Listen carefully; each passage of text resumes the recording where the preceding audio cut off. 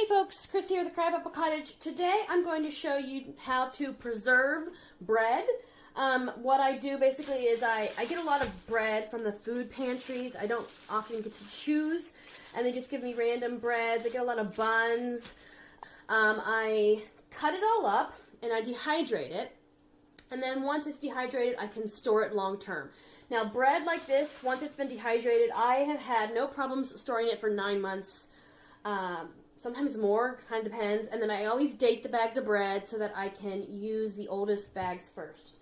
So what I'm going to do is go ahead and cut up this bread, and then afterwards I'm going to show you a recipe that I use to make bread pudding using the dehydrated breadcrumbs. You can also use the dehydrated breadcrumbs for croutons. You can mash them up and use them for breading for things like fish or chicken. You can add them to meatloaf. I usually crumble them up and add them to my meatloaf or hamburgers or meatballs, something like that. So there are a lot of uses for breadcrumbs. So I bag it up like this and I put a date on it. And it's also important to note that sometimes I have breads that are more savory or breads that are sweeter. So like for example, this loaf of bread here is Asiago Parmesan and Romano cheese. So this would not be something you would want to put in bread pudding. A really great crouton, or you could add it to meatloaf, stuff like that, meatballs, and you wouldn't be able to tell. So that is something that I would mark as savory. And there are other breads that are a little bit sweeter. A lot of the buns, actually, the buns are pretty sweet. And they're too sweet usually to go on, I guess, croutons. So I tend to mark those as sweet, and they make really good bread pudding. This one here says savory. Look, it has onion poppy seed in it. This is from December. So I would not want to use this onion poppy seed bread, I think it was buns, to make a bread pudding, but it would make a really great crouton, or it would be just fine in meatloaf. So I do mark the breads if they're savory or sweet. So there's not really anything to this. You just take your bread. What I usually do first, actually, is I sample each type of bread. And I just want to see if it's sweet or savory. This bread is actually sweet. It's got the oats on it. You would think maybe it would be more savory, but it's sweet. So I'm going to save this for my bread pudding. I don't think this would make a good crouton. So yeah, I just cut it up into kind of uniform pieces. It really doesn't matter. I use a bread knife. It is easier. And I put it in a bowl. And then once I have all this bread cut up, and I have it divided up by like sweet or savory, I will go ahead and get it in my dehydrator and start dehydrating it. Okay, I want to note that this loaf of Asiago and Parmesan is already kind of stale. It's a bit of work to get through it, as you can see. That doesn't matter. You're going to dehydrate it. So it doesn't matter if it's a little bit stale. I'm going to go ahead and cut through it anyways, put it in my bowl of savory breadcrumbs, or bread chunks, which I have right here, and finish dehydrating it in the dehydrator. There we go. I got all my bread in my dehydrator. What I did, because I have both savory and sweet bread, is I put, I think, 2 trays of savory, and then I put an empty tray to help me remember where the divide is, and then the sweet bread's on top of that. So I'm just going to put my lid on there. And some of these trays aren't sitting very firmly because the bread is pretty thick. They're kind of resting on the bread. And that's not really going to be a big deal. Put my motor in there. And this one just has a simple on-off switch. I think it dehydrates at 160 degrees. Turn it on and we'll see how long this takes to dehydrate. So what I did is I took this pan. This is a Pyrex dish with a lid. This is what I'm going to bake in. You can use any size pan. And I put the breadcrumbs in there so I can see how much I need. I also put in here some sugar cookies that were stale. We had gotten a package of sugar cookies from the food pantry. They were undecorated. My son ate a couple of them, and then he didn't close the package, and they got stale. No problem. We can put them in our bread pudding. So I crumbled up the cookies. I put in some breadcrumbs here, and this is just so you can measure to see how much bread you're going to need. Now, if you don't have bread, you can use, there's so many things you can use in bread pudding, guys. You can use pastries, like day-old pastries. You can also put other things in here. You could do nuts. I tend to do a lot of walnuts in my bread pudding. You could do dried fruit. I do raisins sometimes. A lot of times I do prunes because I get a lot of prunes from the food pantry, so I will dice those up and mix them in here as well. You can also use fresh fruit. If you have apples that are shriveled up, it's laying all lonely in the bottom of your crisper drawer, you can take those, cut those up, and put those in your bread pudding, and they will be just fine. So there's really no reason to throw away old shriveled apples. So what we're going to do is put the breadcrumbs and cookie crumbs in here, and then I'm going to dump it in a bigger bowl. Now this bigger bowl is what I'm going to use to mix it, and I'll put it back in here. You don't want to overfill your pan because you remember you're going to be putting other ingredients in here, milk, eggs, that sort of thing. So then in another pan, I am going to crack in some eggs. Now I went to my recipe box to see if I had a recipe for this bread pudding, and I don't. So I'm sure at one point I had a recipe. Maybe I looked it up online. But you know what? I kind of eyeball it. So what you're doing is you're putting eggs in there. That is going to make the bread pudding stick together. It's a binding agent. So you want to have plenty of eggs in there. And you also want to have plenty of milk. The milk is going to soak up into the bread and rehydrate the bread. So if you were making bread pudding and you were not using dehydrated bread, you probably wouldn't have to use as much milk. But I'm using dehydrated bread, so I will use more milk than other people might. So we're going to whisk up our eggs and our milk. Bread pudding is basically like French toast, but in a big bowl. Normally I would put sugar in here. However, I've got some Swerve. This is a sugar replacement. It's kind of expensive. I bought it a while back on some sort of health kick. And frankly, I haven't used it. It's got a little bit of a taste to it. I mean, it tastes pretty much like sugar, but I want to use it up. So I'm going to use up Swerve. You can use white sugar. You can use brown sugar. I think brown sugar probably gives it a better flavor. This is brown sugar Swerve that I'm going to put in here. And then as far as spices, I put in lots of cinnamon. So lots of cinnamon. I'm going to put in a little bit of allspice. I think various seasonings give it more depth of flavor. If you're just into cinnamon, you could just do cinnamon, but I like to have a variety of spices in there. That's a tiny bit of nutmeg that I put in there, and now I'm going to put in a tiny bit of cloves.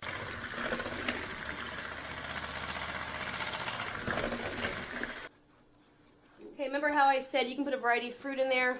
I actually have dehydrated apples. These were done in May. It is, what is it now? March? So these are 10 months old, almost 10 months old. I'm going to use these apples up because they really do need to be used up. They're already cut. These actually have the peel on them. I'm just going to break them up a little bit.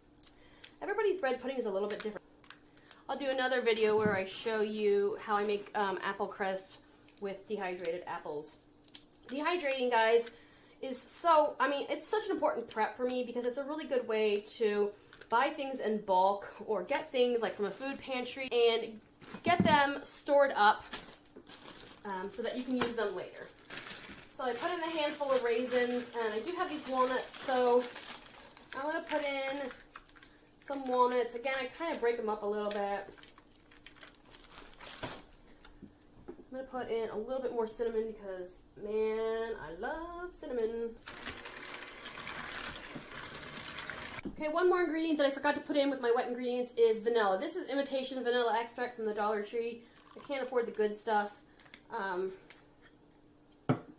but it'll be just fine.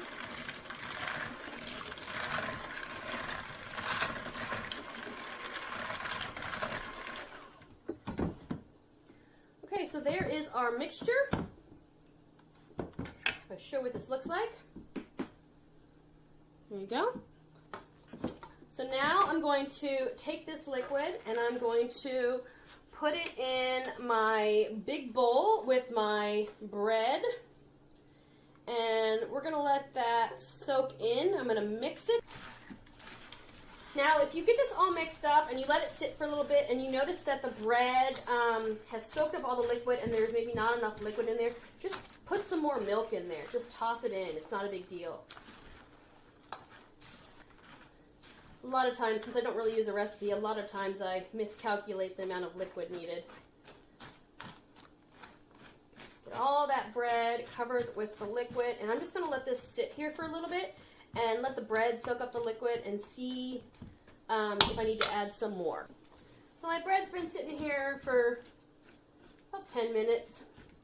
Most of the liquid has been soaked up. I'm going to add a little bit more milk because there's still bread in there that's pretty crunchy. And I want to make sure that it gets fully saturated and soaks up all that goodness. Because also, remember, I have apples in there that are also dehydrated. And the cookies and everything's dehydrated and dry. So you want to have plenty of liquid in there. All right. Next step. A little on the full side, but it'll be fine. We will go ahead and get this in the oven. We'll put this in the oven at 350 for probably about an hour, maybe 45 minutes. I'll check on it after that. Here we go. It ended up cooking this at 350 degrees for an hour. About halfway through, I took a spoon and I went into the bread pudding and kind of stirred it up a little bit, because what happens in this type of container where it's sort of thick, the stuff in the middle has a little harder time cooking. So if you had a shallower pan, you wouldn't have to do that. So now we're going to spoon up some bread pudding.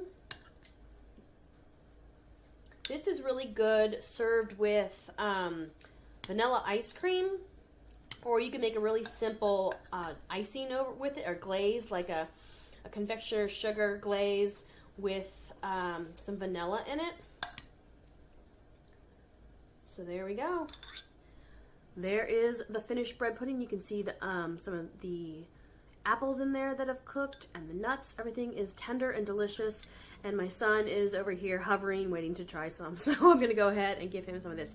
If you guys enjoyed this, video, give me a thumbs up. Hit the subscribe button. I'll talk to you later.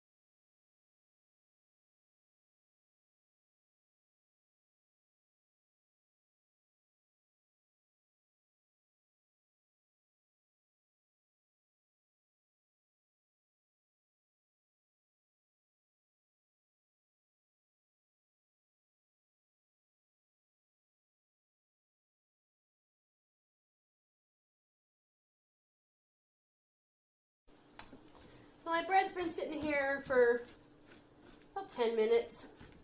Most of the liquid has been soaked up. I'm going to add a little bit more milk because there's still bread in there that's pretty crunchy. And I want to make sure that it gets fully saturated and soaks up all that goodness. Because also, remember, I have apples in there that are also dehydrated. And the cookies and everything's dehydrated and dry. So you want to have plenty of liquid in there. All right, next step, put it in your pan. Now probably, now that I look at it, it might have too much. We'll see. Because of all the liquid you add and the apples and all that good stuff. It's a little on the full side, but it'll be fine. So we will go ahead and get this in the oven. We'll put this in the oven at 350 for probably about an hour, maybe 45 minutes. I'll check on it after that. Here we go. It ended up cooking this at 350 degrees for an hour.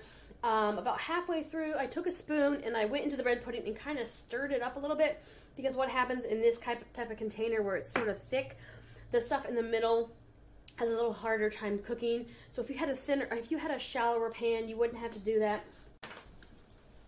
So now we're going to spoon up some bread pudding. This is really good served with vanilla ice cream, or you can make a really simple icing over with it, or glaze, like a confectioner sugar glaze with some vanilla in it. So there we go.